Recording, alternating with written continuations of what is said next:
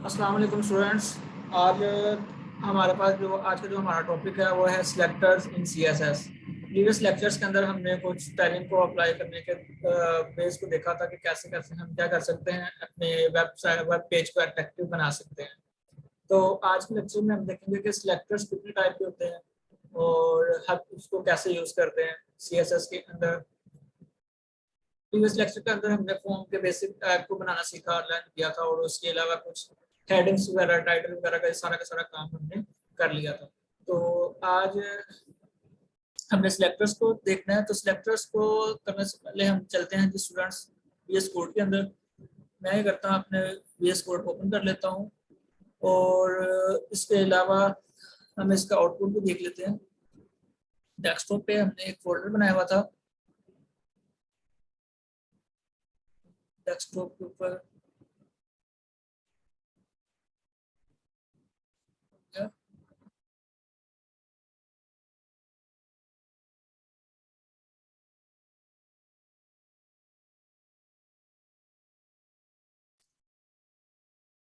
System.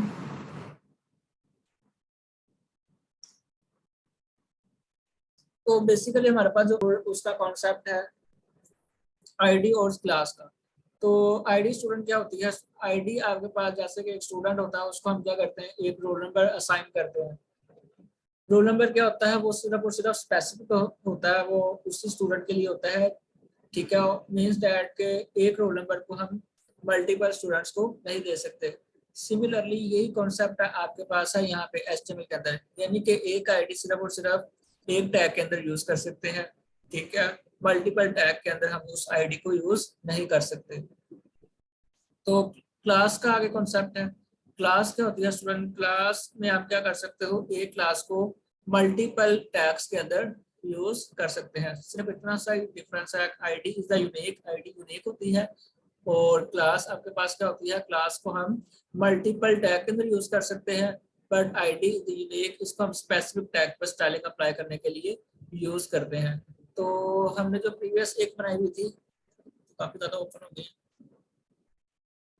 तो class को बनाने के लिए हम स्टूडेंट्स यूज करते हैं, क्लास को डॉट के साइन से रिप्रेजेंट करते हैं। एचटीएमएल पेज के अंदर, सीएसएस के अंदर जहां पे भी आपको डॉट का साइन लगा हो नजर आएगा तो मीन्स दैट वो आपकी क्लास है। और जिस जगह पर आपको हैश का साइन मिलेगा तो हैश का मतलब होता है कि वो आपके पास आईडी को यूज किया हुआ है उसमें। तो इसको बनाने के लिए हम स्टूडेंट्स क्या करेंगे, सबसे पहले हम ओपन कर लेते हैं जो अपने प्रीवियस काम किया हुआ था, उसका नाम था इंट्रो। इंट्रो के नाम से सर्च कर लेते हैं जी। इंट्रो HTML के नाम से हमारी फाइल थी, दैट इंट्रो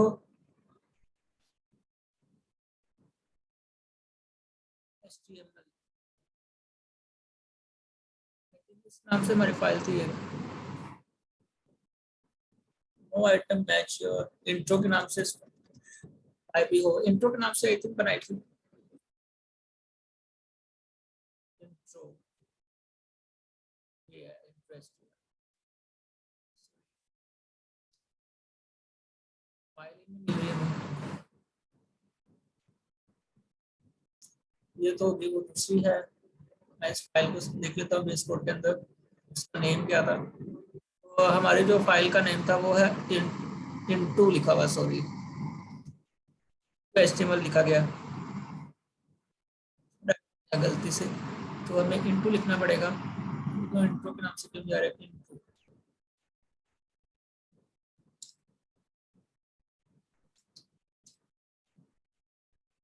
पहले इंटू पे सर्च कर लेते हैं, आई थिंक आ जाएगी, आ गई इंटू HTML। ये फाइल थी हमारे पास। हमने क्या किया था, ये स्टाइलिंग कुछ अप्लाई की हुई थी। आई थिंक ये मैंने चेंज करता हूँ, मैंने सब कुछ रेस कर दिया और ये सब कुछ हमारे पास व्हाइट पेज आ जाएगा। हमारे पास एक सिंपल व्हाइट पेज आ चुका है। तो मैं क्या करता हूँ, आपको स्टाइलिंग अप्लाई करने लगा हूँ। वो स्टार्ट करते हैं। इसके अंदर मैं सबसे पहले बेसिक जो स्ट्रक्चर है उसको ड्रा कर लेता हूँ HTML के नेम से HTML।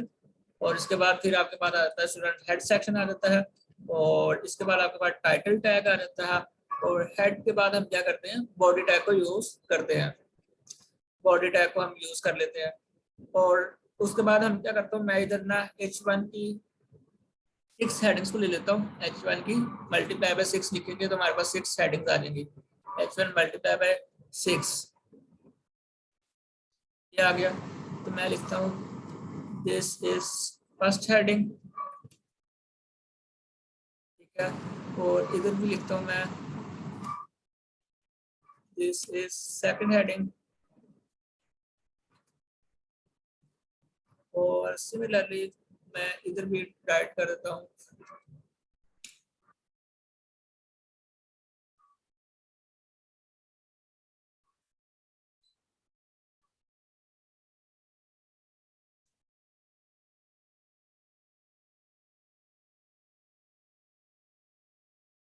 और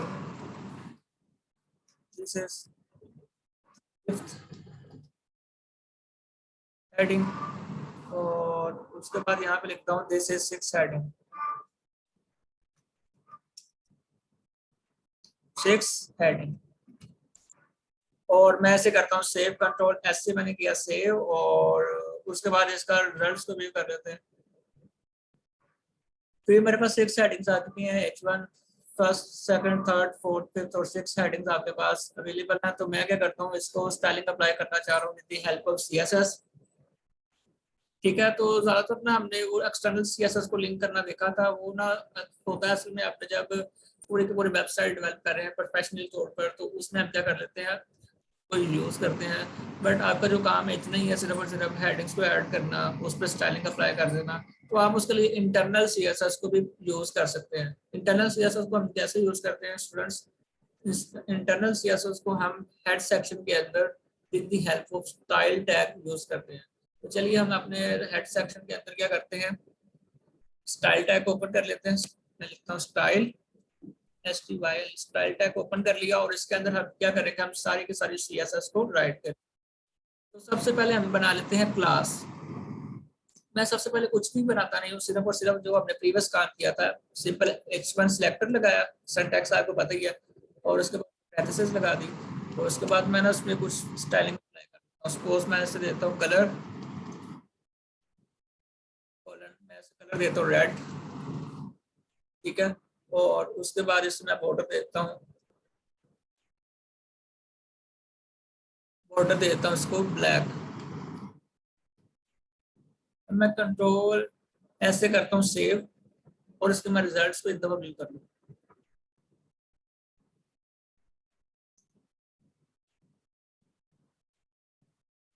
बॉर्डर आपके पास शो नहीं हुआ, क्योंकि क्यों नहीं हुआ, हमने उसको बताया नहीं है कि आपने ब्लैक तो लगाना है, लेकिन कितने लगाना है। तो बॉर्डर लगा दे तो आप 2 पिक्सल, ठीक है, सॉलिड लिख देते हैं, साथ सॉलिड ब्लैक बॉर्डर आ जाए, आपके पास बॉर्डर भी शो हो जाएगा 2 पिक्सल सॉलिड ब्लैक कलर का। देखिए ये बॉर्डर आ गया।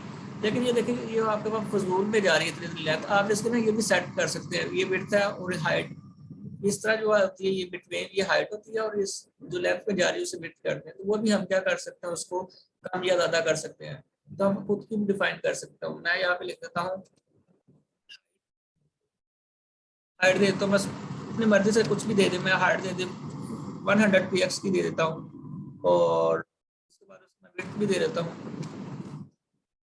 विड्थ देता हूँ सपोज 200 px में देता हूँ, px इज द यूनिट। तो ऐसे किया सेव। और इसका मैं रिजल्ट्स को भी कर लेता हूँ, ऐसे ये हो गया, आपके पास स्मॉल हो चुकी है, ठीक है। तो मैं क्या करना चाह रहा हूँ स्टूडेंट्स, ये जब भी मैं अप्लाई कर रहा हूँ ना H1, तो वो सारों के ऊपर क्या हो रहा है, ये सारे के सारे ऑटोमेटिकली काम हो ही जा रहा है। जो भी हेडिंग को H1 को अगेन मैं एंटर करूंगा ना इसके अंदर, तो वो क्या करेगा, ये सारी की सारी जितनी भी स्टाइलिंग है ना वो अप्लाई कर देगा आपकी H1 के ऊपर ऑटोमेटिकली। हमें बार बार कोड को रिपीट करने की जरूरत नहीं है। मतलब जैसे इनलाइन होता था, हर एक टैग के अंदर जाके उसका कलर सेट करना, उसका बॉर्डर सेट करना, उसकी हाइट, उसकी विड्थ वगैरह, बार बार हमें कोड लिखना पड़ा था। उससे आपके क्या हो रहा था, एक तो मैन पावर यूज हो रही थी, साथ साथ सिमिलर कोड लिखने से कम्प्लेक्सिटी बढ़ जाती है। तो इससे आप हमारे पास क्या हुआ, CSS के जो हमने ये यूज किया हुआ है, इसके जरिए आपके पास एक तो एफिशिएंसी आ गई है, और आपके पास जो कोड है वो स्मॉल हो गया, समझने में भी, अंडरस्टैंड करने में भी ईजी है। अब हम क्या कर रहे हैं, जब से भी मैं H1 को यूज कर रहा हूँ ना, तो वो क्या करी जा रहा है, ऑटोमेटिकली सारे के सारे स्टाइलिंग अप्लाई करी जा रहा है। तो मैं चाह रहा हूँ कि सेकंड हेडिंग है ना, इसके अंदर मैं कुछ अलग से काम करना चाह रहा हूँ। मैं चाह रहा हूँ कि जितनी भी H1 आ रही है उसमें ये काम होता रहे, लेकिन जो सेकंड हेडिंग है ना मेरे पास, उसमें ये स्टाइलिंग अप्लाई ना हो। तो ये काम हम कैसे करेंगे? इसको हम दो तरीकों से कर सकते हैं, दो बेस में कर सकते हैं। एक हम क्लास के जरिए भी देख लेंगे और एक हम यूज कर लेंगे इसे क्लास के जरिए भी कर सकते हैं और इसको आईडी के जरिए भी कर सकते हैं। क्लास के जरिए हम देखे इसको करके देखते हैं। क्लास बनाने के लिए कौन सा साइन यूज करते हैं, डॉट का। मैंने डॉट लिख दिया और उसके बाद आप जो मर्जी नाम यूज कर ले क्लास का। सपोज मैं बॉक्स के नाम की बना देता हूँ क्लास, ये मैंने नाम लिख दिया, ये अब बॉक्स है हमारी क्लास का नेम है। तो उसके बाद मैं क्या करता हूँ, करली ब्रेसेस लगाता हूँ, उसके अंदर कुछ प्रॉपर्टीज लिखता हूँ जो मैं अप्लाई। मैं चाह रहा हूँ जो हेडिंग 2 है ना, उसकी जो हाइट है वो आ जाएगी 200 100 px रे, px 100 px, सॉरी ये क्या लिखा गया मेरे से, जो आ रही है उसकी वो 100 px ही रहे। उसका सेमीकोलन लगा दिया, ठीक है। और उसके बाद मैं क्या करता हूँ, उसके विड्थ को सेट कर देता हूँ। विड्थ को कर देता हूँ मैं 500 px, ठीक है। तो मैं कलर दे देता हूँ ब्लू, मतलब फॉन्ट का जो कलर है वो ब्लू कर देता हूँ, CO कलर दे दिया मैंने इसको ब्लू। और उसके बाद क्या करता हूँ मैं ऐसे कॉलर, कलर के बाद मैं ऐसे दे देता हूँ फॉन्ट साइज दे देता हूँ, फॉन्ट साइज, फॉन्ट साइज मैं ऐसे दे देता हूँ जिसको 30 px का, ठीक है। ये मैं ना अब ये कह रहा हूँ, मैंने ये क्लास बन गया, सिर्फ क्लास ऐसे ही है, इसमें हमने डॉट को यूज नहीं किया। अगर इसके सामने डॉट बनता तो H1 भी आपके पास क्या क्लास बन जानी थी, ठीक है। क्लास को बनाने के लिए सिर्फ डॉट को यूज करते हैं, बस क्लास का नेम। अब जिस जहाँ पे भी मैंने अप्लाई करना चाह रहा हूँ, सपोज मैं H1 पे यहाँ पे अप्लाई करना चाह रहा हूँ सेकंड के अंदर, तो मैं इसका क्या लिख दूंगा, जस्ट क्लास लिखूंगा, क्लास इज द कीवर्ड, और इसके अंदर मैं अपने क्लास का नेम दे दूंगा। क्लास का नेम क्या है, बॉक्स। तो कंट्रोल एस से करना है अपने सेव, और उसके बाद हम इसके रिजल्ट्स को चेक कर लें। देखें सेकंड के अंदर क्या हो गया, जो हमने क्लास के अंदर डिफाइन किया था वो अप्लाई हो रही है, लेकिन ये सिर्फ उसी के अंदर अप्लाई होगा जहाँ पे हमने उसी टैग के अंदर काम होगा जिसके अंदर हमने वो क्लास को ऐड किया होगा, ठीक है। इसका ये फायदा हो गया, हमने एक दफा क्लास बना लिया ना, जहाँ पर भी हमें ये स्टाइलिंग चाहिए होगी सिर्फ हम डॉट लगाएंगे और क्या उस क्लास का नाम लिखेंगे और यूज कर लेंगे। सपोज मैं चाह रहा हूँ यहाँ पे इस वाले H1 पे ये स्टाइलिंग अप्लाई करना, तो मैं क्या लिखूंगा, सिर्फ क्लास, और उसके बाद इसका नेम लिख दूंगा क्लास का, क्या लिखा हुआ, बॉक्स। बॉक्स और कंट्रोल एस से किया सेव, और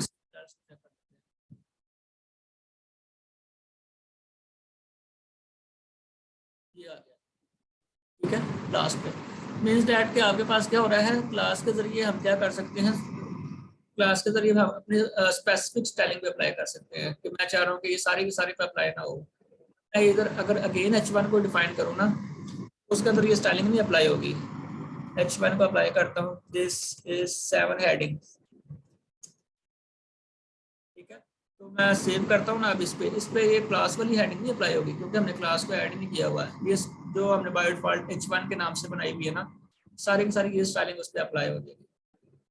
इसको रिफ्रेश करता हूँ मैं, ये आ गया, ठीक है। तो ये था क्लास। एक क्लास अगर हमने बना ली है, उसको क्या कर सकते हैं, मल्टीपल टैग के अंदर यूज कर सकते हैं। ये क्लास का कॉन्सेप्ट था। लेकिन अगर हम आईडी बनाते हैं ना, आपको आईडी तो पता है, आईडी जो होती है वो हर एक यूनिक होती है, ठीक है। हमने अगर जो आईडी बनाते हैं ना, तो आईडी क्या होती है, हर एक के लिए यूनिक होती है। मैं क्या कर देता हूँ, इसको बना देता हूँ आईडी, H1 को बना देता हूँ आईडी बनाने लगा हूँ। तो आईडी के लिए क्या यूज करते हैं हम स्टूडेंट, का साइन, हैश लगा दिया, और मैं इसको बना देता हूँ आईडी। आईडी बनाने के लिए इसको लिख देता हूँ मैं, इसका कुछ नाम लिख देता हूँ, सपोज क्या लिखे, बॉक्स 2 रख देता हूँ सपोज, ठीक है। मैं क्या करता हूँ H1 के अंदर इस आईडी को यूज करता हूँ box2 की। तो आईडी कैसे यूज करेंगे, आईडी इज द कीवर्ड, उसके अंदर हम लिखेंगे box2 के नाम से बनाएंगे, कंट्रोल एस किया सेव, और मैं इसे रिफ्रेश करता हूँ। देखिए आपके पास जहाँ पे आपने आईडी यूज की थी ना, वहां पे वो सारा का सारा काम हो गया उसका, ठीक है। यानी कि हमने क्या किया था, मैंने आईडी को यूज किया है, एक तो क्लास को यूज कर रहा हूँ मैं, और एक आईडी को, क्लास को भी मैं डिस्ट्रॉय कर देता हूँ ना, वो मिक्स हो रहा है सारा का सारा। इससे मैं करता हूँ कमेंट कर देता हूँ, चलो आर्ट,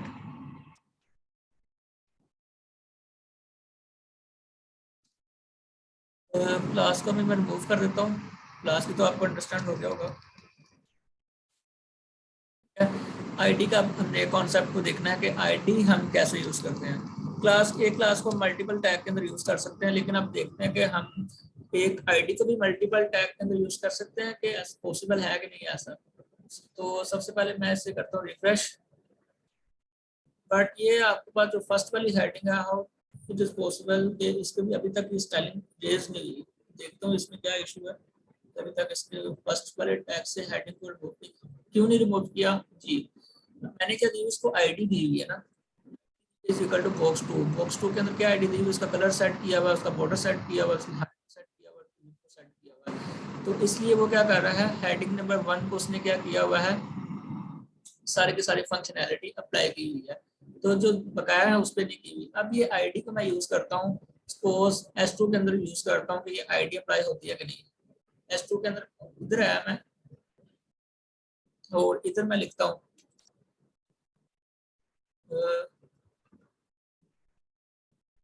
बना देता हूँ हेडिंग, S2 के नाम से एक हेडिंग बनाता हूँ, बस बनाता हूँ दिस इज फोर्थ।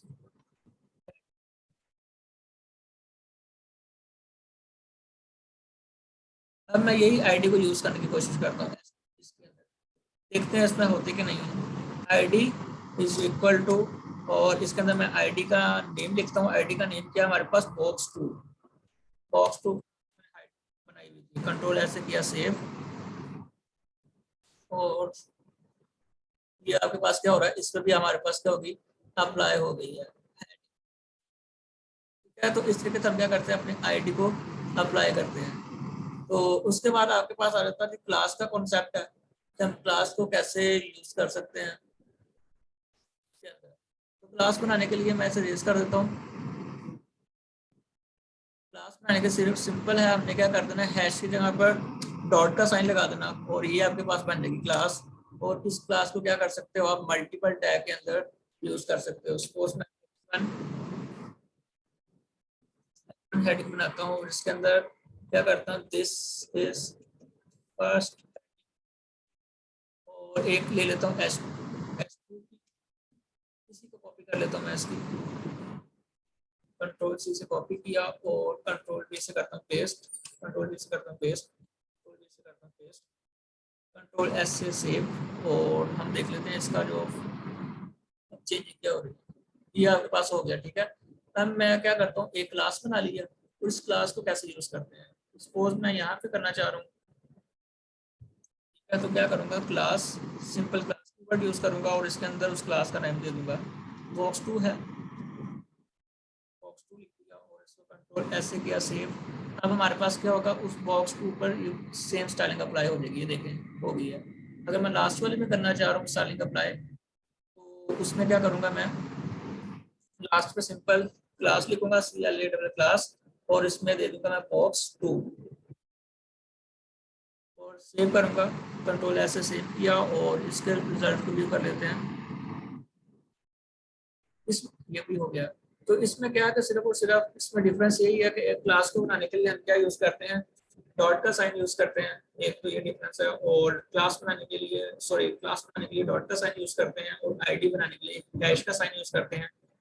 दूसरा डिफरेंस ये, एक क्लास को क्या कर सकते हैं, मल्टीपल टैग्स के अंदर अप्लाई कर सकते हैं, बट एक आईडी को आप सिंगल या स्पेसिफिक काम करने के लिए आप यूज करते हैं। तो ये था थोड़ा सा आईडी और क्लास का कॉन्सेप्ट का। ये काफी इंपॉर्टेंट क्वेश्चन है, एग्जाम पॉइंट ऑफ व्यू से भी आ सकता है कि आप क्या करें, ID how many type of selectors, उस सेलेक्टर्स को हम कैसे यूज करते हैं, कैसे बनाते हैं, और कैसे अप्लाई करते हैं, ये सारा का सारा आपका पेपर वर्क है। होपफुली आपको आज का लेक्चर समझ आया होगा। इंशाल्लाह हम नेक्स्ट लेक्चर में देखेंगे कि हम जो अपना पेज है उसका बैकग्राउंड कलर को कैसे चेंज करते हैं, उसके बाद टेबल कैसे बनाते हैं, तो फर्दर इंशाल्लाह हम इसको देखेंगे। तो आप इसकी प्रैक्टिस करिएगा, और इसके अलावा आपने क्या करना है, जो प्रीवियस लेक्चर्स हैं उसको आपने क्या करना है, जो आपके पास प्रैक्टिस होती है पेपर प्रैक्टिस पे सबसे पहले आप क्या करें, उसको रिकमेंड करता हूँ कि पेपर पे सबसे पहले अगर आपको कोड लिखना आ गया हार्ड पेपर पे, तो उससे क्या होगा आपके लिए इजी हो जाएगा, वो इस पे कोड करना भी है, कोड के अंदर प्रैक्टिस ही हो गई। इंशाल्लाह नेक्स्ट लेक्चर में हम मुलाकात करेंगे। अल्लाह हाफिज़।